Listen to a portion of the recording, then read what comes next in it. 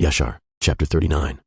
And when the sons of Yaakov went from the city of Sarton, they had gone about 200 cubits when they met the inhabitants of Tapnach coming toward them, for they went out to fight with them, because they had smitten the king of Tapnach and all his men. So all that remained in the city of Tapnach came out to fight with the sons of Yaakov, and they thought to retake from them the booty and the spoil which they had captured from Jasher and Sarton. And the rest of the men of Tapnach fought with the sons of Yaakov in that place, and the sons of Yaakov smote them, and they fled before them, and they pursued them to the city of Arbelan, and they all fell before the sons of Yaakov. And the sons of Yaakov returned and came to Tapnach to take away the spoil of Tapnach. And when they came to Tapnach, they heard that the people of Arbelan had gone out to meet them to save the spoil of their brethren. And the sons of Yaakov left 10 of their men in Tapnach to plunder the city, and they went out toward the people of Arbelan. And the men of Arbelan went out with their women to fight with the sons of Yaakov, for their women were experienced in battle, and they went out about 400 men and women. And all the sons of Yaakov shouted with a loud voice, and they all ran toward the inhabitants of Arbelan, and with a great and tremendous voice. And the inhabitants of Arbelan heard the noise of the shouting of the sons of Yaakov, and their roaring like the noise of lions and like the roaring of the sea in its waves. And fear and terror possessed their hearts on account of the sons of Yaakov, and they were terribly afraid of them, and they retreated and fled before them into the city, and the sons of Yaakov pursued them to the gate of the city, and they came upon them in the city. And the sons of Yaakov fought with them in the city, and all their women were engaged in slinging against the sons of Yaakov, and the combat was very severe amongst them the whole of that day till evening. And the sons of Yaakov could not prevail over them, and the sons of Yaakov had almost perished in that battle. And the sons of Yaakov cried unto Yahweh, and greatly gained strength toward evening. And the sons of Yaakov smote all the inhabitants of Arbelan by the edge of the sword, men, women, and little ones. And also the remainder of the people who had fled from Sarton. The sons of Yaakov smote them in Arbelan. And the sons of Yaakov did unto Arbelan and Tapnach as they had done to Shazar and Sarton. And when the women saw that all the men were dead, they went upon the roofs of the city and smote the sons of Yaakov by showering down stones like rain. And the sons of Yaakov hastened and came into the city, and seized all the women and smote them with the edge of the sword. And the sons of Yaakov captured all the spoil and booty, flocks and herds and cattle. And the sons of Yaakov did unto Machnema as they had done to Tapnach, to Shazar, and to Shiloh. And they turned from there and went away. And on the 5th day the sons of Yaakov heard that the people of Gash had gathered against them to battle, because they had slain their king and their captains. For there had been 14 captains in the city of Gash, and the sons of Yaakov had slain them all in the first battle. And the sons of Yaakov that day girt on their weapons of war, and they marched to battle against the inhabitants of Gash. And in Gash there was a strong and mighty people of the Amorim, and Gash was the strongest and best fortified city of all the cities of the Amorim, and it had 3 walls. And the sons of Yaakov came to Gash, and they found the gates of the city locked, and about 500 men standing at the top of the outermost wall. And a people numerous as the sand upon the seashore were in ambush for the sons of Yaakov, from without the city at the rear thereof. And the sons of Yaakov approached to open the gates of the city, and while they were drawing nigh, behold, those who were in ambush at the rear of the city came forth from their places and surrounded the sons of Yaakov. And the sons of Yaakov were enclosed between the people of Gaash, and the battle was both to their front and rear, and all the men that were upon the wall were casting from the wall upon them arrows and stones. And Yehudah, seeing that the men of Gaash were getting too heavy for them, gave a most piercing and tremendous shriek, and all the men of Gaash were terrified at the voice of Yehudah's cry, and men fell from the wall at his powerful shriek, and all those that were from without and within the city were greatly afraid of their lives. And the sons of Yaakov still came nigh to break the doors of the city, when the men of Gaash threw stones and arrows upon them from the top of the wall, and made them flee from the gate. And the sons of Yaakov returned against the men of Gaash who were with them from without the city, and they smote them terribly, as striking against gourds, and they could not stand against the sons of Yaakov, for fright and terror had seized them at the shriek of Yehudah. And the sons of Yaakov slew all those men who were without the city, and the sons of Yaakov still drew nigh to effect an entrance into the city, and to fight under the city walls, but they could not, for all the inhabitants of Gash who remained in the city had surrounded the walls of Gash in every direction, so that the sons of Yaakov were unable to approach the city to fight with them. And the sons of Yaakov came nigh to one corner to fight under the wall. The inhabitants of Gash threw arrows and stones upon them like showers of rain, and they fled from under the wall. And the people of Gash, who were upon the wall, seeing that the sons of Yaakov could not prevail over them from under the wall, reproached the sons of Yaakov in these words, saying, What is the matter with you in the battle that you cannot prevail? Can you then do unto the mighty city of Gash and its inhabitants as you did to the cities of the Amorim that were not so powerful? Surely to those weak ones amongst us you did those things, and slew them in the entrance of the city, for they had no strength when they were terrified at the sound of your shouting. And will you now then be able to fight in this place? Surely here you will all die, and we will avenge the cause of those cities that you have laid waste. And the inhabitants of Gash greatly reproached the sons of Yaakov, and reviled them with their Elohim, and continued to cast arrows and stones upon them from the wall. And Yehudah and his brothers heard the words of the inhabitants of Gash, and their anger was greatly roused. And Yehudah was jealous of his Elohim in this matter, and he called out and said, O Yahweh, help, send help to us and our brothers. And he ran at a distance with all his might, with his drawn sword in his hand, and he sprang from the earth, and by dint of his strength mounted the wall, and his sword fell from his hand. And Yehudah shouted upon the wall, and all the men that were upon the wall were terrified, and some of them fell from the wall into the city and died, And those who were yet upon the wall, when they saw Yehuda's strength, they were greatly afraid and fled for their lives into the city for safety.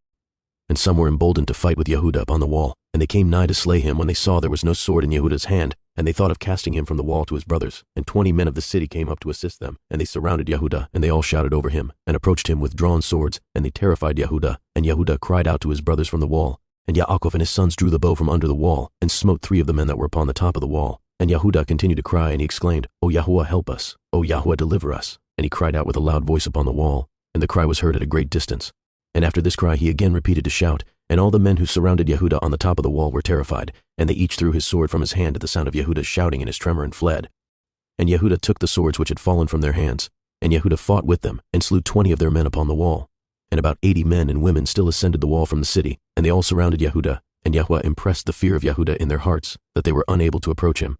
And Yaakov and all who were with him drew the bow from under the wall, and they slew 10 men upon the wall, and they fell below the wall, before Yaakov and his sons. And the people upon the wall, seeing that 20 of their men had fallen, they still ran toward Yehuda with drawn swords, but they could not approach him, for they were greatly terrified at Yehuda's strength. And one of their mighty men, whose name was Arud, approached to strike Yehuda upon the head with his sword, when Yehuda hastily put his shield to his head, and the sword hit the shield, and it was split in 2. And this mighty man, after he had struck, Yehuda ran for his life, at the fear of Yehuda, and his feet slipped upon the wall, and he fell amongst the sons of Yaakov who were below the wall, and the sons of Yaakov smote him and slew him. And Yehuda's head pained him from the blow of the powerful man, and Yehuda had nearly died from it. And Yehuda cried out upon the wall owing to the pain produced by the blow, when Dan heard him, and his anger burned within him, and he also rose up and went at a distance, and ran and sprang from the earth, and mounted the wall with his wrath-excited strength. And when Dan came upon the wall near unto Yehuda, all the men upon the wall fled, who had stood against Yehuda, and they went up to the second wall, and they threw arrows and stones upon Dan and Yehuda from the second wall, and endeavored to drive them from the wall. And the arrows and stones struck Dan and Yehuda, and they had nearly been killed upon the wall, and wherever Dan and Yehuda fled from the wall, they were attacked with arrows and stones from the second wall. And Yaakov and his sons were still at the entrance of the city below the first wall, and they were not able to draw their bow against the inhabitants of the city, as they could not be seen by them, being upon the second wall. And Dan and Yehuda, when they could no longer bear the stones and arrows that fell upon them from the second wall, they both sprang upon the second wall near the people of the city. And when the people of the city who were upon the second wall saw that Dan and Yehuda had come to them upon the second wall, they all cried out and descended below between the walls. And Yaakov and his sons heard the noise of the shouting from the people of the city, and they were still at the entrance of the city, and they were anxious about Dan and Yehuda, who were not seen by them, they being upon the second wall. And Naphtali went up with his wrath-excited might, and sprang upon the first wall to see what caused the noise of shouting which they had heard in the city. And Yashar and Zebulun drew nigh to break the doors of the city, and they opened the gates of the city, and came into the city.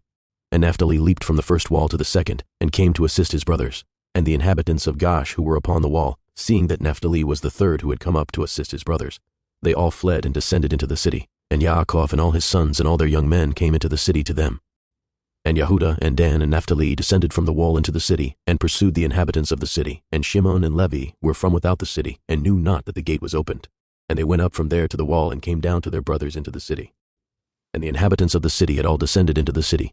And the sons of Yaakov came to them in different directions, and the battle waged against them from the front and the rear. And the sons of Yaakov smote them terribly, and slew about 20,000 of them, men and women. Not one of them could stand up against the sons of Yaakov. And the blood flowed plentifully in the city, and it was like a brook of water, and the blood flowed like a brook to the outer part of the city, and reached the desert of Beit-Coron. And the people of Beit-Coron saw at a distance the blood flowing from the city of Gash. And about 70 men from amongst them ran to see the blood, and they came to the place where the blood was. And they followed the track of the blood, and came to the wall of the city of Gash. And they saw the blood issue from the city, and they heard the voice of crying from the inhabitants of Gash, for it ascended unto heaven, and the blood was continuing to flow abundantly like a brook of water. And all the sons of Yaakov were still smiting the inhabitants of Gash, and were engaged in slaying them till evening, about 20,000 men and women. And the people of Coron said, Surely this is the work of the Ephraim, for they are still carrying on war in all the cities of the Amorim. And those people hastened and ran to Beit-Coron, and each took his weapons of war. And they cried out to all the inhabitants of Beit-Coron, who also girt on their weapons of war to go and fight with the sons of Yaakov. And when the sons of Yaakov had done smiting the inhabitants of Gash, they walked about the city to strip all the slain, and coming in the innermost part of the city, and farther on they met 3 very powerful men, and there was no sword in their hand. And the sons of Yaakov came up to the place where they were, and the powerful men ran away, and one of them had taken Zebulun, who he saw was a young lad, and of short stature, and with his might dashed him to the ground. And Yaakov ran to him with his sword, and Yaakov smote him below his loins with the sword, and cut him in 2, and the body fell upon Zebulun. And the second one approached, and seized Yaakov to fell him to the ground. And Yaakov turned to him and shouted to him, while Shimon and Levi ran and smote him on the hips with the sword, and felled him to the ground. And the powerful man rose up from the ground with wrath-excited might, and Yehuda came to him before he had gained his footing, and struck him upon the head with the sword, and his head was split, and he died. And the third powerful man, seeing that his companions were killed, ran from before the sons of Yaakov, and the sons of Yaakov pursued him in the city. And while the powerful man was fleeing, he found one of the swords of the inhabitants of the city, and he picked it up and turned to the sons of Yaakov, and fought them with that sword. And the powerful man ran to Yehuda to strike him upon the head with the sword, and there was no shield in the hand of Yehuda. And while he was aiming to strike him, Naphtali hastily took his shield and put it to Yehuda's head, and the sword of the powerful man hit the shield of Naphtali, and Yehuda escaped the sword. And Shimon and Levi ran upon the powerful man with their swords, and struck at him forcibly with their swords. And the two swords entered the body of the powerful man, and divided it in two, lengthwise. And the sons of Yaakov smote the 3 mighty men at that time, together with all the inhabitants of Gaash, and the day was about to decline. And the sons of Yaakov walked about Gaash, and took all the spoil of the city. Even the little ones and women they did not suffer to live. And the sons of Yaakov did unto Gaash as they had done to Sarton and Shiloh.